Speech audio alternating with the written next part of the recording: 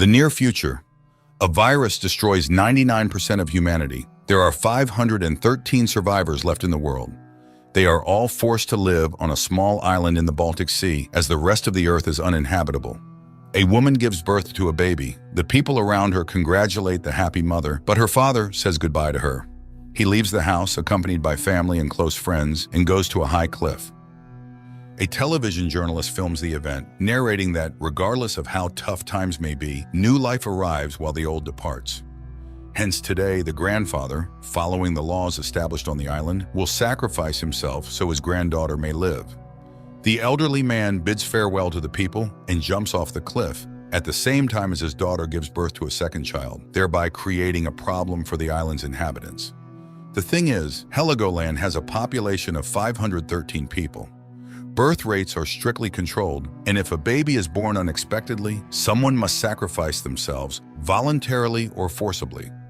The community leader, Beatrice, maintains a social ranking. Commit a good deed, raise your rank, make a mistake, lower it. The person with number 513 is the first candidate for sacrifice. All important matters are decided by voting, creating an illusion of democracy. And so this time, the TV reports those who are at the very bottom of the list. 511 turns out to be a friend of Beatrice's son, who tries to cheer his friend by reminding him that if he refuses to jump voluntarily, he will simply be thrown into the sea. 512 is an elderly, weak woman who is no longer of any use. And 513 is a man named Etienne who has wronged the community. Later, everyone goes about their business. Dr. Merrick, accompanied by his son Linus, heads to the laboratory where they unsuccessfully search for a vaccine against the virus that has devastated the world. The boy is eager to go to the mainland because that's the only place where they can find the necessary resources, but his father is strictly against it. It's deadly dangerous. And the things they need are delivered by people who have adapted to life on the coast. Dr. Merrick's assistant, Judith, reminds him of the daily rounds of the island's inhabitants, and they start with number 513. Etienne stole painkillers from the pharmacy, for which his rating immediately dropped, and he was punished by being deprived of food. Now he might even die. The other islanders go to the shop where they can take a strictly defined amount of food. Unexpectedly, one of the children breaks a jar of pickles, and Henrik advises his friend to give the boy his food. He immediately does so in front of everyone, thereby raising his rating from a dangerous position. While the others praise the man for his kindness, Henrik suggests to Etienne's wife, Lisa, to provide him with intimate services in exchange for some food for her husband. Noticing this, Beatrice asks her son to restrain himself, but the boy is too confident in his impunity. Later, Merrick returns to the laboratory, where it is revealed that it houses people brought from the mainland, on whom the doctor tests new drugs, hoping to find a cure for the virus. But so far, all his test subjects have died. Meanwhile, Lisa goes to Henrik, but their activity is interrupted by an alarm signal. Illegal immigrants are approaching the island. The island's defense commander orders them to turn back, and when they refuse to do so, Henrik shoots them all, even though the people had already turned back. Later, all the residents are gathered for a vote. The one who shared his food with the boy moves up, and now it's time to decide who will sacrifice themselves. The people choose Etienne. Then Lisa tells about Henrik's actions. Unexpectedly, other girls confess that they too were his victims. A scandal erupts, and Beatrice can do nothing to save her son. To calm the citizens, she announces his exile from the island. In the morning, Linus announces his trip to the mainland to his father. Although Merrick is against it, the boy does not intend to stay under his wing. The doctor goes to Beatrice, but she refuses to save his son when hers is dying. The boys get into the boat, only Henrik is without a protective suit. On the way, one of the militants, Heinz, reminds everyone that the mainland is very dangerous, and if one falls behind the group, they might even be eaten. On the island, a water supply malfunction alarm goes off. Beatrice learns that their engineer frequently goes missing and orders him to be followed. One of the staff finds a radio transmitter, which is strictly forbidden on the island. Meanwhile, the boat from the island reaches Hamburg. Henrik tries to refuse to go ashore, but Heinz beats him and throws him onto the dock. At the same time, the engineer asks Beatrice to allow his wife onto the island, and she promises to think about it. The commander leaves Linus in the boat and leads the others to a meeting with the Count, who controls this part of the city. The exchange begins. The people from the island supply the Count with produce grown in greenhouses, and he gives them medical drugs that his people collect in abandoned hospitals. At the same time, Linus disobeys orders and goes ashore, where he meets a guy who offers to supply him with medicines found in a ship's laboratory. Linus agrees to go with him, unaware that his squad is already returning to the boat. The guys enter the dock, where Linus is handed a whole box of flu vaccine, but in return the people demand passage to the island. Linus tries to convince them that he's not the one who makes such decisions and offers to give him the medicines in exchange for lobbying for them. At this time, his group is attacked by slum dwellers and Heinz's mask is torn off, but his friends come to the rescue and fend them off. They make it to the boat, but realizing that Linus is not on board, decide to leave without him. Linus sees this and runs after them. He manages to jump onto the boat, but his protective suit tears, and the guy who gave him the medicines, who was running after him, is killed. Upon returning to the island, both the injured are taken to quarantine, but Linus manages to hide the bottle obtained on the mainland. The Count's people find the dead boy and discover a vial of vaccine on him. On the island, Linus tells his father about what happened and hands over the vaccine. His father begins to examine his health, fearing infection. Heinz is also brought into quarantine, but the boy clearly does not feel well. Moreover, he develops a rash, the first sign of a viral disease. The people on the island, learning about Heinz's infection, become agitated. Later, Merrick examines the vaccine brought by Linus, and it turns out to be real. The doctor would like to find out what else is on that ship, but for that, he needs to release Linus from quarantine, which is currently impossible. The doctor tells Beatrice everything, but she categorically demands to keep everything secret, fearing a riot. Merrick gives Heinz everything he has, but the boy gets worse. Meanwhile, Henrik wanders through the city and meets an elderly woman who exchanges beautiful trinkets for food. The boy approaches her, but after taking his keychain, she refuses to give him anything. Then Henrik removes his clothes, showing off his healthy body, which delights the old woman. She has not seen normal people for a long time. She takes Henrik with her. On the island, Beatrice unexpectedly offers Lisa to become her assistant, saying she is not at all angry about her actions in Henrik's exile. This becomes known, which raises the leader's rating as she supports justice. Merrick for the first time allows Judith into the quarantine rooms, where she sees 2 subjects brought from the mainland. The woman is horrified, as no one on the island knows about this, but she has to start working and takes blood for analysis from a young girl. The doctor explains what and how he does it, and Judy is again amazed at his heartlessness. On the mainland, the old woman takes Henrik to her dwelling located in an old theater, gives him a new suit, and makes him undergo alcohol disinfection. But she asks him not to play with fire like his previous friend. At this time on the island, despite Marek's efforts, Heinz dies, and Linus discovers a rash on himself. In Hamburg, Henrik asks the old woman to take him to the Count, but she refuses, which angers him greatly. He follows her and finds the place where she keeps her treasures and then beats the old woman to death. On the island, Beatrice announces the death of Heinz and blames the commander. The girl is outraged, as it is the leader who makes them sail to the mainland. The youth supports her protest and begins to cough demonstratively, causing panic among the adults, who immediately scatter, not finishing the vote. Nonetheless, the commander's rating decreases and Beatrice introduces parental responsibility for their children's actions. And then one of the women discovers that her daughter is pregnant. This unplanned pregnancy could lead to big problems, but the girl categorically refuses to get rid of the child, despite her mother's pleas. Meanwhile, the engineer informs his wife about the opening on the island following Heinz's death and promises to do everything so she can come.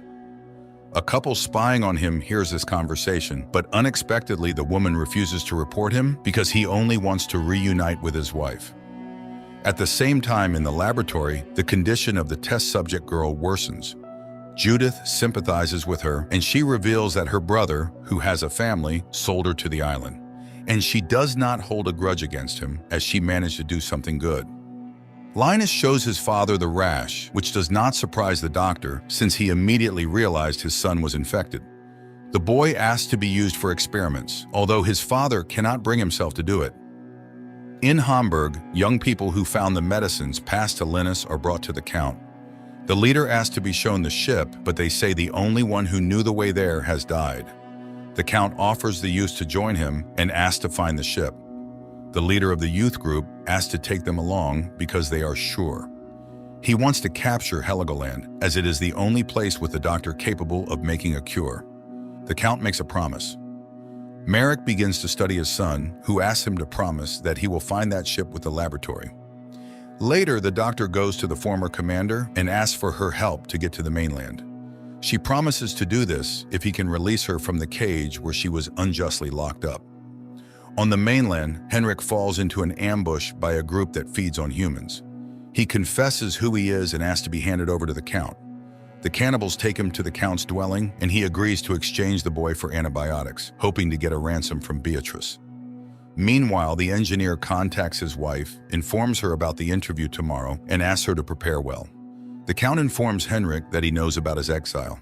Then the boy offers to show him the island's defense weaknesses to capture it.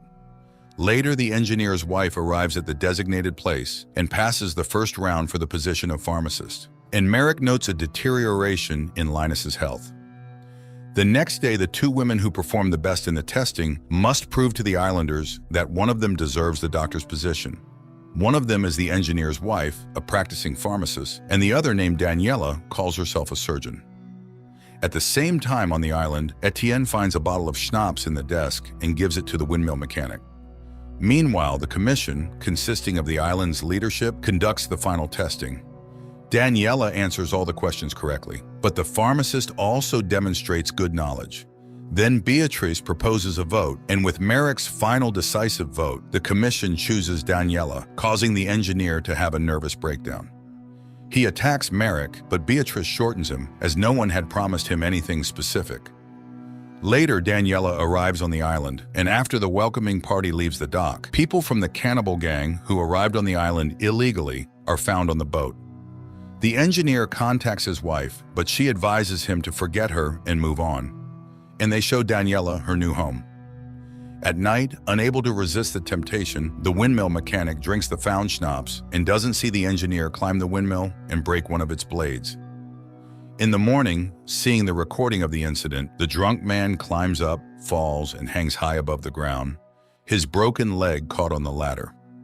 The ambulance takes the injured man, brings him to Merrick, who decides to amputate the leg and asks to call Daniela, but the woman acts strangely, as if she doesn't know what to do. Merrick and Judith conduct the surgery, after which the doctor questions the new surgeon, and she suddenly confesses that she was a Pilates trainer, so she knows the body structure. She just memorized a surgery book because she needed to get to the island. By the Count's order, she will guard him because soon everything here will change. But then it turns out that Judith heard their conversation. Moreover, she has long known about the doctor's violations that he committed for his son, and now she intends to report everything to Beatrice. But Daniela attacks the doctor's assistant and kills her. Later, together with Daniela, they throw Judith's body into the sea. That evening, Liza tries to convince Beatrice to soften the new law that makes parents responsible for their children, as people don't like it, but the boss quickly puts the assistant in her place. Everything will be as she decides, and she inquires about Judith's whereabouts, but no one has seen the woman. Then Beatrice calls Merrick, but he also says he doesn't know where his assistant is. In the evening, the island police arrest the engineer. Linus's condition worsens, and Merrick resuscitates him, performing intubation. However, the boy is very weak, and the father cries over his body. However, he is called to a girl who has lost her child, and it becomes clear that her mother and the island's healer, Laura, are involved. At this time, Beatrice visits the mechanic who lost his leg and tries to find out if Judith was at his surgery, but the man remembers nothing but pain. Beatrice accuses him of drunkenness and promises to expel him from the island, then inspects the clinic room and finds a knocked-out tooth behind the baseboard. After that, she comes to Merrick and accuses him of murdering Judith. The doctor confesses to it, but states he would have preferred to kill her. Beatrice decides to pin everything on the engineer, as he can no longer be trusted. They barely managed to repair the turbine he broke, so he will be responsible for Judith's murder as well. The doctor tries to object, but the woman reminds him of his son's dire situation, and Merrick complies. And on the mainland, the Count announces to his people, among whom is now Henrik, that they are sailing to new shores. The next day on the island, a trial is held for the engineer. Beatrice secures a guilty verdict for him for sabotaging the turbine and murdering Judith, corroborated by the blood on the man's shirt. But when Merrick refuses to testify, Daniela takes it upon herself, confirming that she conducted the DNA analysis and the blood belonged to the deceased. The man tries to appeal to the islanders, as he has lived there and they know him as a law-abiding citizen, but a vote decides his fate. The man is taken to the seashore where the entire population of the island gathers, ties him up, and leaves him at the surf's edge, watching as the tide rises. When the unfortunate man's cries cease, the people leave. Only Merrick remains on the shore, living through his cowardice. Later, he goes to his son and suddenly starts telling him how it all began. He remembers that day as if it were yesterday. The whole family was supposed to go to the island of Heligoland, but when he and his son arrived at the ferry, it turned out that his wife and mother, Tessa, was delayed in her laboratory. The woman was an epidemiologist and was trying to find an antiviral for a new disease that was destroying the world.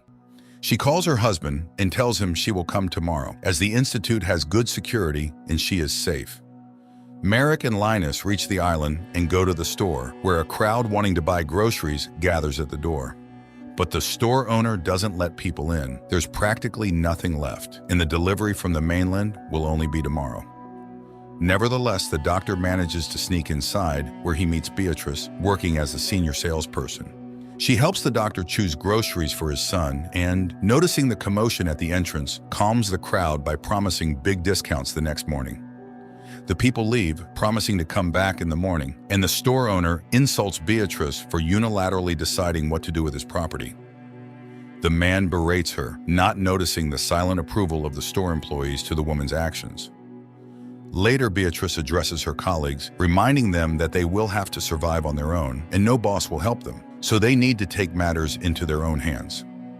Meanwhile, the community leader asks Merrick to help him check everyone on the island for their health. He intends to cut off communication with the mainland to save the people from infection and wants Merrick to take the place of the doctor who fled. The man contacts his wife, but Tessa can't come because she hasn't finished her analysis yet. In the morning, Merrick goes to Laura, who was then working as a doctor's assistant, and she shows him the new clinic. The next day, Beatrice tidies up the store, and the arriving director sees that the windows are taped up and the doors fortified. The woman explains that they need protection and they're not going to wait to be attacked over cans of food. The man loses his temper, but Beatrice skillfully diffuses the conflict. Soon, customers arrive, but they are not allowed inside. One of the salespeople meets them at the doorstep and offers to pass a list of the products they need, promising to gather everything and hand it over to them. People are outraged. One of the men tries to break inside, but Beatrice skillfully calms him down and declares that the salespeople are armed, and they will not tolerate any more disorder. Seeing silhouettes with weapons behind her, the crowd calms down and shops according to the new rules. The troublemaker leaves. In the evening, Beatrice looks out the window and sees men hiding in the darkness, but says nothing to the director, who is outraged by her behavior. However, the woman skillfully manipulates him, expressing sympathy that his children are somewhere on the mainland, and he leaves. But almost immediately, he is captured by armed men, led by the troublemaker from the day. They demand to be let inside, threatening to kill the director. Beatrice turns to the salespeople, outlining the situation. If they let them in, they lose everything but save the director. If they don't, the director faces trouble. The salespeople vote against opening the doors, and when Beatrice informs the robbers about this decision, the troublemaker pulls the trigger and the director dies. Using the shock of the novice robbers, she orders them to drop their weapons. They comply and run away. Beatrice arms the salespeople for real and orders them to find the troublemaker. And all this is witnessed by her underage son. The next day, Beatrice goes to the main island police officer and invites him to organize self-defense. He refuses, and then Beatrice shows him the bound troublemaker lying in her trunk. This is the disorder waiting for the island if they don't take power into their own hands. Later, Merrick comes to Beatrice as she has gathered medicines in the store because the pharmacy has been robbed several times, and she confidently promises him protection. Worried, the doctor turns to the community leader, concerned about Beatrice's overly militant behavior, and he gathers people for a meeting, but Beatrice mocks his intentions to manage without violence. She orders the director's killer to be brought in and tells about his crime. The woman skillfully manipulates opinion and heats the crowd to the point that men attack the killer and brutally beat him. The police take Beatrice's side. She asks for a vote for his execution, and people unanimously support her. The man is dragged to the surf, and as he drowns in the tide, Beatrice delivers a speech about how they need to build a new world to survive. They will become good later. Later, Merrick contacts his wife and asks her to come as an angry crowd breaks into her institute. He tells her about what happened on the island, while people, convinced of the doctor's guilt, kill everyone and enter her office. Merrick watches in horror as the crowd kills his wife, powerless to help. In the evening of the same day, Beatrice comes to Laura and offers to rid the island of troublemakers to make it governable. And seeing a promotional calendar on the wall with the number 513, she names this number as optimal for the island's population. When the woman is horrified, Beatrice hands her insulin, promising to supply her with it regularly, as otherwise she would not survive. The next day, the coast washes up numerous bodies, apparently thrown overboard from some ship. Laura and Beatrice take their infected blood and start injecting the undesirables with infectious shots, passing them off as vaccines. Some die immediately, and rumors of infection spread across the island. The women ask Merrick to help in testing the islanders, and although he is grieving his wife's death, he joins them. Later, Laura and Beatrice announce the surnames of the infected. Merrick notices that these are the ones who did not want to submit to the new leader, but she reminds him that only 513 people can live on the island, and she urges the man to do his duty and find a vaccine. One night, all the supposedly infected are herded onto a ferry and sent into the unknown. Watching the departing ship, Beatrice reminds Merrick and Laura that the events of this day are dedicated to their salvation. Merrick swears he will find a vaccine and cure everyone, and Beatrice will answer for everything. Finishing the story, the father asks his son to forgive him, but the boy asks him to leave, and dies. Later, Merrick shows a recorded confession to Laura, Daniela, and the cleaning lady. He intends to publish it so the islanders know the truth, but Daniela, threatening with a weapon, takes the cassette and breaks it, reminding him that the Count is already on his way here and soon everything will change. She asks Merrick to create a vaccine and then suddenly confesses that she is pregnant and would never bring a child to a place where people eat each other. Meanwhile, on the mainland, the Count and Henrik watch as young people bring them a ship with a modern laboratory and loads of medical drugs on board.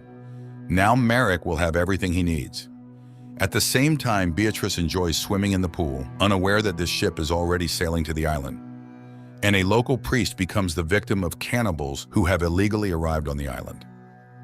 The picture does not shine with interesting inventions. A world stricken by a virus does not differ much from our own, but the speed at which a transformation occurs in the human mind, after which the usual norms of morality are easily forgotten or successfully ignored, is striking.